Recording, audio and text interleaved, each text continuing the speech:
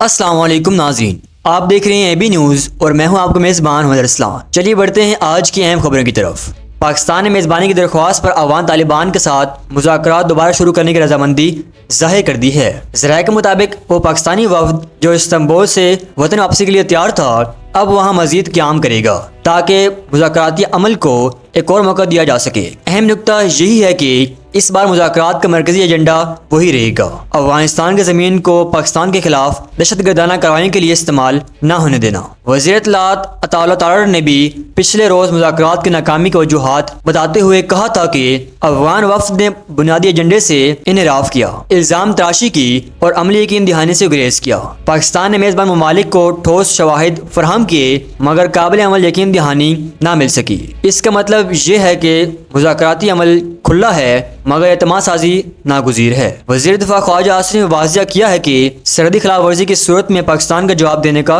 حق حاصل ہے، اگر ضرورت پڑی تو کارروائی کی جائے گی۔ یہ بیانات پس منظر میں خطے کی کشیدگی اور فوجی متبادل کے امکان کی طرف اشارہ کرتے ہیں۔ خیبر پختونخوا کے وزیر اعلیٰ سہیل افریدی کو بدقسمتی سے عمران خان سے ملاقات کی منظوری بار بار نہیں دی گئی۔ یہ چوتھی بار ہے کہ انہیں اڈیال جیل میں سابق وزیر اعظم سے ملاقات سے روکا گیا۔ واضح ہے کہ اسلام آباد ہائی کورٹ نے پہلے یہ ملاقات کا شیڈول بحال کرنے کا حکم دیا تھا مگر عمل درآمد نہیں ہوا۔ افریدی نے کہا کہ یہ آئین اور قانون کی خلاف ورزی ہے اور اگر روکا گیا تو توہین عدالت کی درخواست دائر کریں گے۔ قطر کے وزیر اعظم شیخ محمد بن عبد الرحمان نے کہا ہے کہ ایک مبصرہ کے مطابق گزشتہ روز رفح میں اسرائیلی فوجیوں پر حملے کو وہ فلسطینی فریق کی خلاف ورزی قرار دیتے ہیں، تاہم انہوں نے اس بات کی بھی نشاندہی کی کہ اس واقعے کی درجہ بندی اور ذمہ داری کی تصدیق ابھی واضح نہیں۔ اس واقعے کے بعد اسرائیل نے طاقت اور جوابی کارروائی کی جن میں ہلاکتیں رپورٹ ہوئی ہیں اور شام کے درمیان جنگ بندی عارضی طور پر متاثر ہوئی۔ قطر، امریکہ اور دیگر ثالث ممالک اس وقفے کو بحال کرنے کی کوشش کر رہے ہیں۔ اس سے ظاہر ہوتا ہے کہ فریقین کے اندر گروہوں کے اختلافات بھی جنگ بندی کی پائیداری کے لیے چیلنج بن رہے ہیں۔ بھارتی وزیر خارجہ کے ترجمان رانڈے جیسوال نے کہا ہے کہ بھارت افغانستان کی خود مختاری اور علاقائی سالمیت کا احترام کرتا ہے۔ انہوں نے پاکستان پر تنقید کا حوالہ دیتے ہوئے کہا کہ سرحدوں کے اندر امن کے معاملے پر تمام پڑوسیوں کو احتیاط برتنا چاہیے۔ یہ بیان خطے کی سفارتی کشمکش کا حصہ ہے۔ پاکستان اور افغانستان کے درمیان تازہ تناؤ اور الزامات کے پس منظر میں یہ بات سامنے آئی ہے۔ وزیر دفاع محسن نقوی نے وزیر اعظم شہباز شریف کو اپنے حالیہ عمان اور ایران دوروں کی تفصیلات پر بریف کیا۔ ملاقات میں بارڈر سیکورٹی، منشیات، انسانی سمگلنگ اور امیگریشن مسائل پر بات ہوئی۔ وزیر اعظم نے علاقائی تعاون کو امن اور ترقی کے لیے کلیدی قرار دیا اور حکمت عملی کو مزید مؤثر بنانے کی ہدایت کی۔ یہ بریفنگ ایک ایسے وقت میں ہوئی ہے جب پاکستان کے علاقائی سالمیت اور سرحدی معاملات حساس ہیں، اس لیے دو طرفہ تعاون کی اہمیت واضح کی گئی ہے۔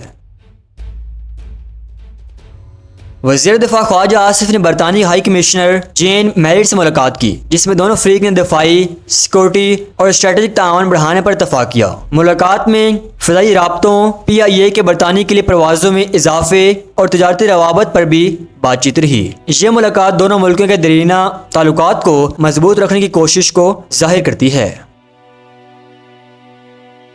راولپنڈی کی انسداد دہشت گردی عدالت نے علیمہ خان کے شناختی کارڈ اور پاسپورٹ بلاک کر دیے اور بینک اکاؤنٹس منجمد کرنے کے احکامات جاری کیے گئے ہیں۔ عدالت نے ناقابل ضمانت وارنٹ گرفتاری بھی جاری کیے۔ مقدمے کی سماعت 3 نومبر تک ملتوی کر دی گئی۔ یہ اقدام ہنگامہ آرائی اور توڑ پھوڑ کے کیس کے سلسلے میں اٹھایا گیا اور آئندہ سماعت میں گواہان کے بیانات ریکارڈ ہوں گے۔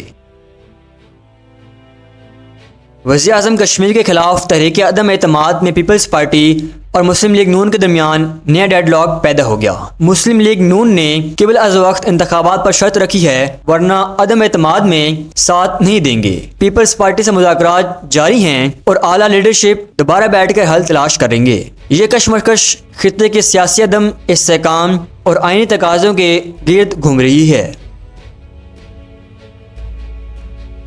وزارت اطلاعات اور نشریات نے ایک بار پھر بھارتی میڈیا کے ایک جھوٹے وعدے کو بے نقاب کر دیا۔ بھارت کے ایک چینل نے غلط طور پر بتایا کہ پاکستان نے بھارتی خاتون پائلٹ شیوانگی سنگھ کو گرفتار کر لیا ہے۔ وزارت نے واضح طور پر یہ دعویٰ مسترد کیا اور کہا کہ ایسی کوئی گرفتاری نہیں ہوئی۔ DGISPR نے بھی پہلے ہی اس کا تردیدی بیان دے چکے ہیں۔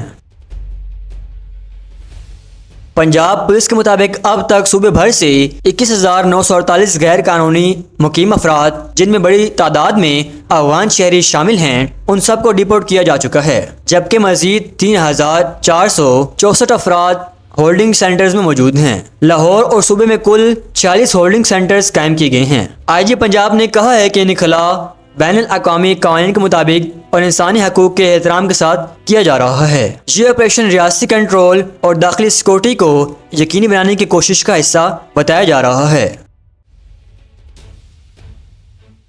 اسلامی تعاون تنظیم OIC نے جموں کشمیر میں بھارت کے زیر انتظام قابل صورتحال پر اپنا موقف واضح کرتے ہوئے کشمیر عوام کے حق خود ارادیت کی حمایت دہرائی۔ OIC نے 27 اکتوبر 2025 کو 78 سالہ قبضے کا حوالہ دیتے ہوئے عالمی سطح پر مسئلہ کشمیر کے حل کا مطالبہ کیا۔ یہ پاکستانی سفارتکاری کے لیے بڑی کامیابی سمجھی جا رہی ہے اور بین الاقوامی فورمز میں کشمیر کا مسئلہ دوبارہ زندہ ہوا ہے۔ NCCA کے لاپتہ ڈپٹی ڈائریکٹر عثمان منظر عام پر آ گئے اور بعد ازاں FIR لاہور نے انہیں کرپشن اور اختیارات کے ناجائز استعمال کے الزامات میں گرفتار کر لیا۔ عثمان نے اعتراف کیا ہے کہ وہ بعض انکوائریوں کے خوف سے چھپ گیا تھا، تاہم انہوں نے کہا کہ انہیں اغوا نہیں کیا گیا۔ یہ واقعہ اداروں میں شفافیت اور احتساب کے سوالات کو جنم دیتا ہے۔ PTI کے چیئرمین بیرسٹر گوہر نے واضح کیا ہے کہ نومبر میں کسی بھی احتجاج کی کال بے بنیاد ہے اور بانی PTI کی طرف سے ابھی تک کوئی ہدایت جاری نہیں کی گئی۔ انہوں نے کہا کہ اپوزیشن لیڈر کے انتخابات اور پارٹی کے اندرونی کوارڈینیشن کے معاملات طے پائیں گے۔ یہ بیان پارٹی کے اندرونی متفرق آوازوں اور کنٹرول کی نشاندہی کرتا ہے۔